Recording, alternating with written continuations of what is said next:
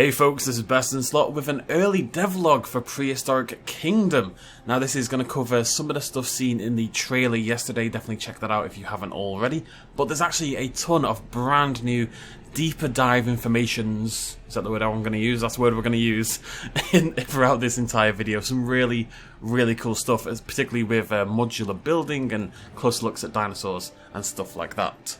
So let's get started with all that said. So first things first, if you didn't see, I can't speak English, if you didn't see the trailer yesterday, it's worth noting that the closed beta begins on December 6th, 2021. Now closed is the emphasis there. If you weren't in the alpha earlier this year, you will not also be able to join the beta.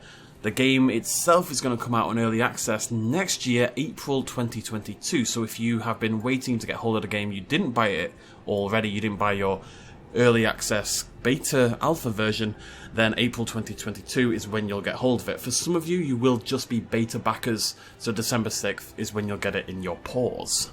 And we also know the species that are going to be coming along with us. There's going to be 14 in total, so we've got all the ones from the alpha, like say the Rex, and now we have Archaeopteryx, Camarasaurus, Dinosaurs, Pachyrhinosaurus, Protoceratops, Parasaurolophus, Torvosaurus, and the woolly mammoth. We're going to see a few of those throughout this video, but that's your beta roster for the game. And then I think the game itself is going to launch with 22 or something, including mini aviary species, and then of course that number is going to increase over time as early access develops. And there it is, our lovely background Pachyrhinosaurus in its furry winter coat. Now of course this is very speculative in terms of its design. It's just like a bit of fun basically, and if you want a pure scaly Pachyrhinosaurus, that will not be a problem.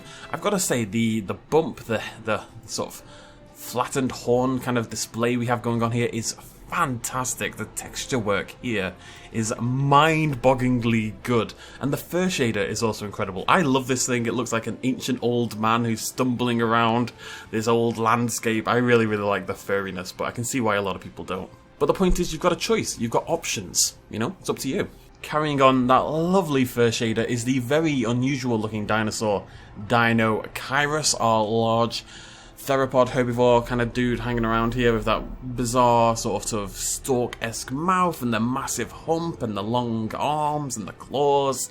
A very strange creature, but really shows off that fur/feather shader in a really good way. It does kind of look more like fur because it's not these splayed out massive feathers you would see sort of more on modern birds. We'll see a little bit of that later on. But speaking of more classical feathers though, we have the agonizingly adorable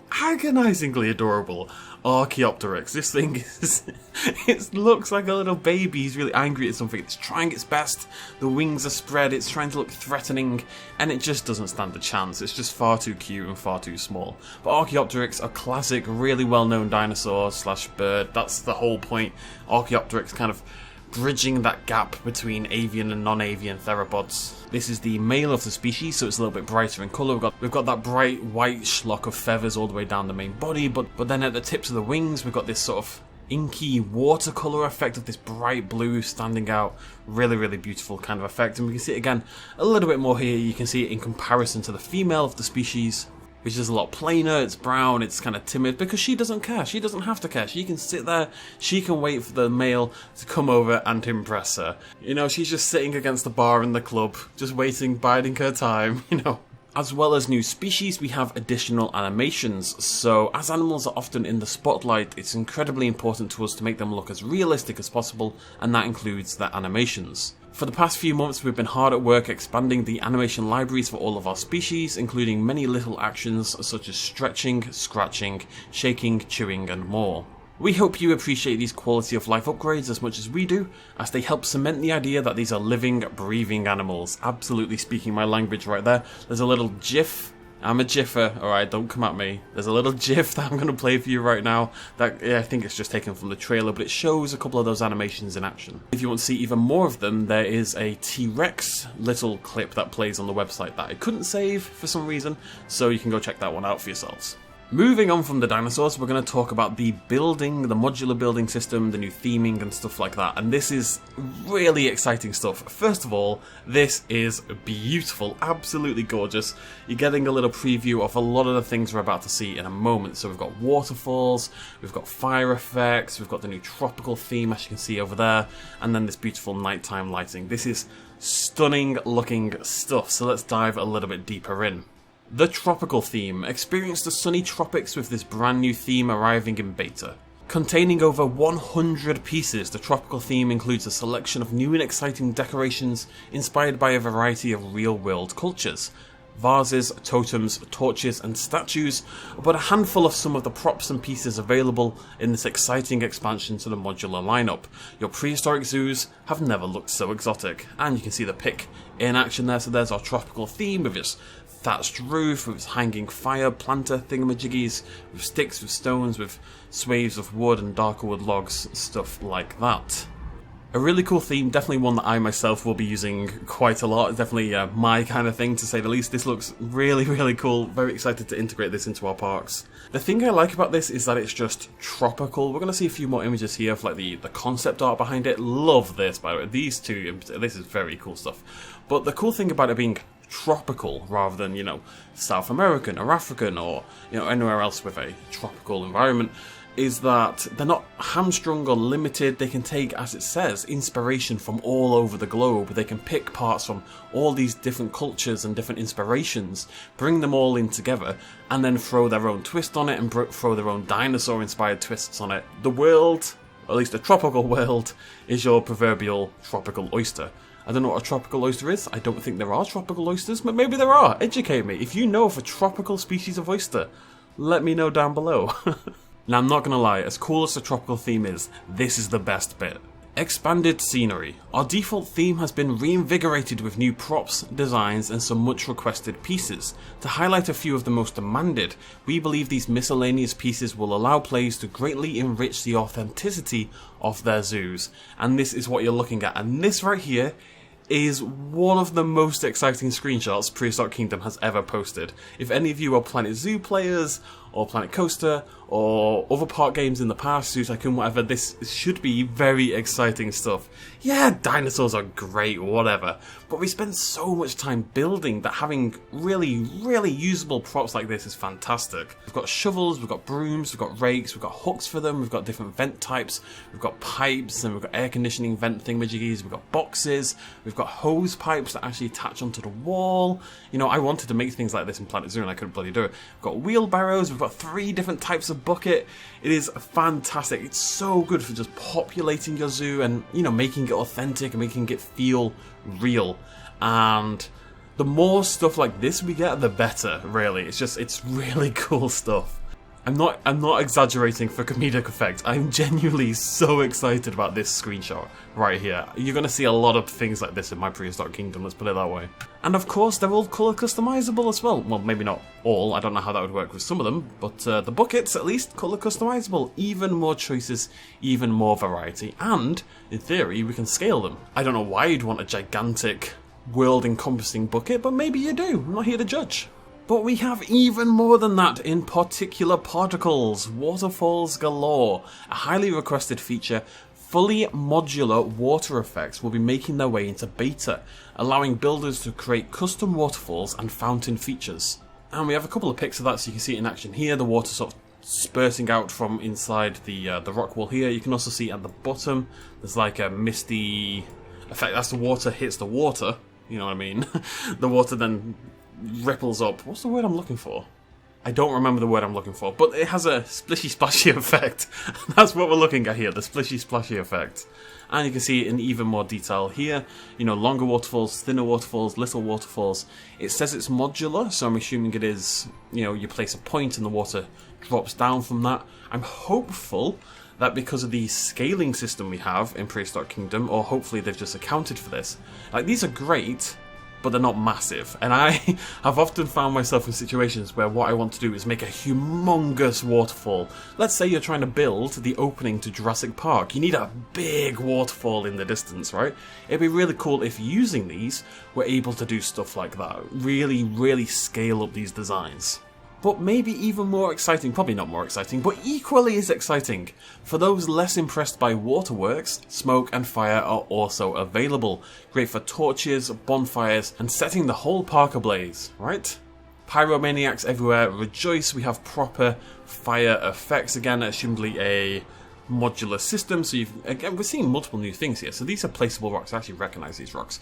We've got this new placeable sort of hot coal kind of effect. You can see the same thing here. Here it's placed in the rocks, here it's placed in the bowl, and then assumedly untied to that is this flame effect that you can put down, and assumedly again, you scale up if it works the same way as everything else in the game. We don't have confirmation on that as part of this, but that would be amazing. We could literally set the entire park on fire.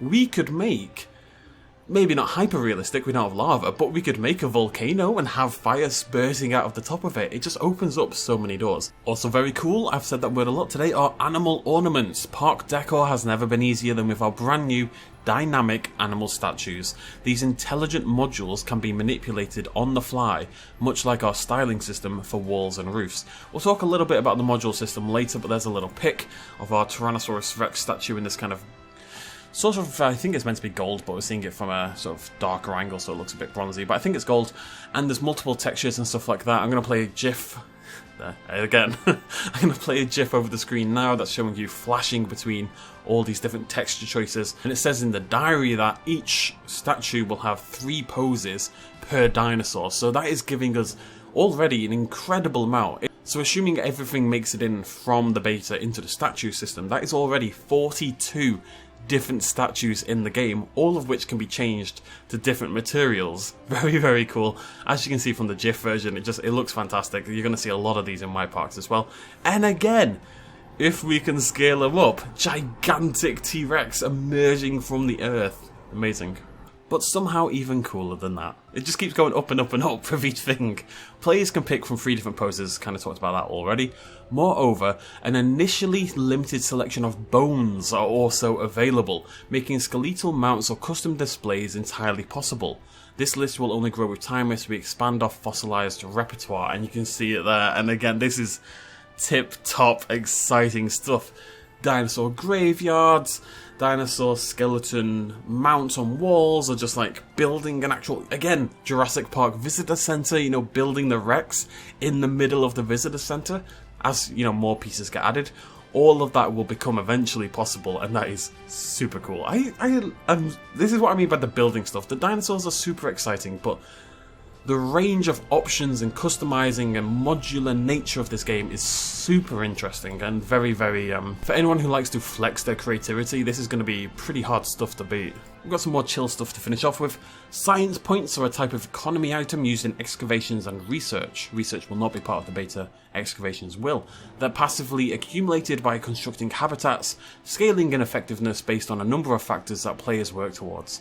The better the exhibit, the more rewards to reap. And our picture for that is the woolly mammoth, the first mammal to join the game with his lovely little head. Don't know what else I'm going to call it. But yeah, woolly mammoths are going to be part of the game, and if you've got, as it says, a really good woolly mammoth habitat, one that makes all your guests super happy, and it will play a little into the modular system, as we'll talk about in a moment, then you'll reap in your science points and eventually use those for research, but also use those for excavations in the meantime. And we can talk a little bit more about those excavations now. Fantastic beasts and where to mine them. Somebody was very proud of themselves, I'm sure. Or rather, excavations are a central mechanic in unlocking your primordial pals and their genetic skins.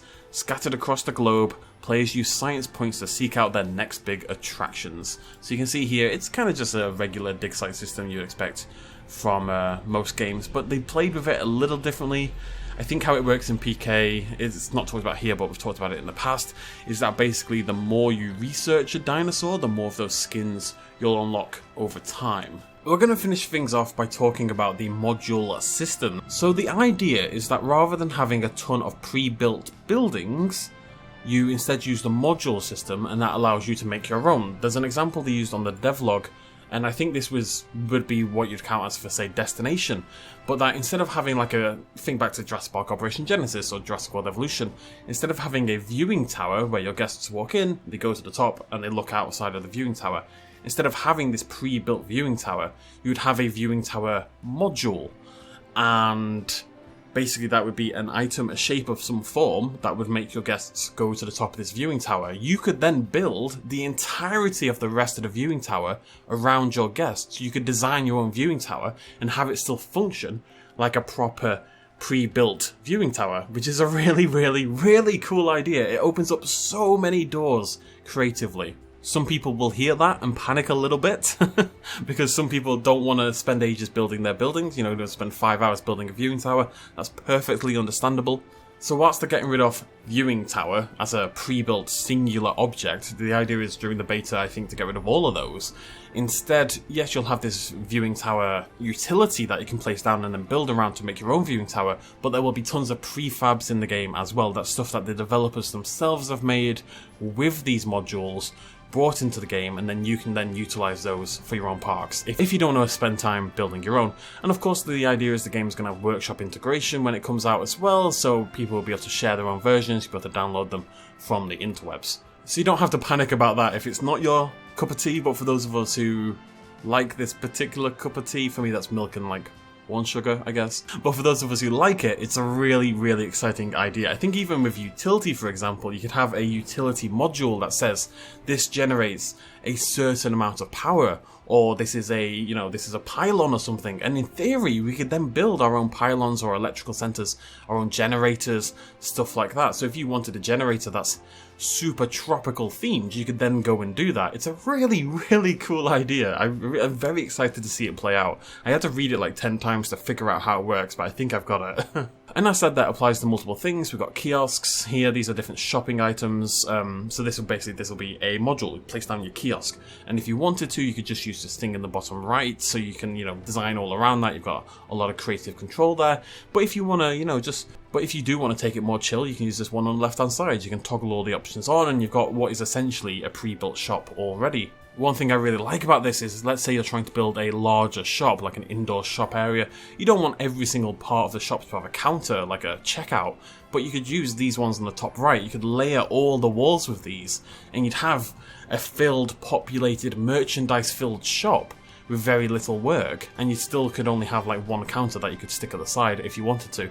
It's just a very flexible system. I'm really excited to see it play out. Finally then, Paleobotany is going to come via updates in early access. Now again, early access doesn't start until next April. This is something very much in development. It's a much requested feature, as they've said on the devlog, but the current plants in game are, you know, much more modern plants. It'll be really cool to have some proper paleo plants. I know they're working with a paleo artist / zoologist to bring this stuff to life, which is really cool. So we'll see all that in the future, just like a heads up for what is coming down the line, basically. And that is it from me. So some really exciting stuff. The building materials in particular are just getting better and better and better. It's what, September, October, November, December, for 3 months and a week-ish. 3 months and 2 weeks until the beta comes out. So we've still got a little while to wait, but I'm loving some of the stuff they're putting into this game. Those little modular items in particular, and the fire and the waterfalls, all really, really exciting for me. It's very much my style of building, you know, so really excited to play around with those. Right then, definitely go check out the trailer if you hadn't done already. You can read this devlog for yourselves and maybe get a better understanding if you follow the link in the description down below. And that is it from me. Thank you so much for joining me. Stick around for more Prehistoric Kingdom. And of course, we'll have tons of gameplay on the game when it lands in December. Thank you very much for joining me. I'll see you lovely folks next time. Cheers myself as always. Bye-bye.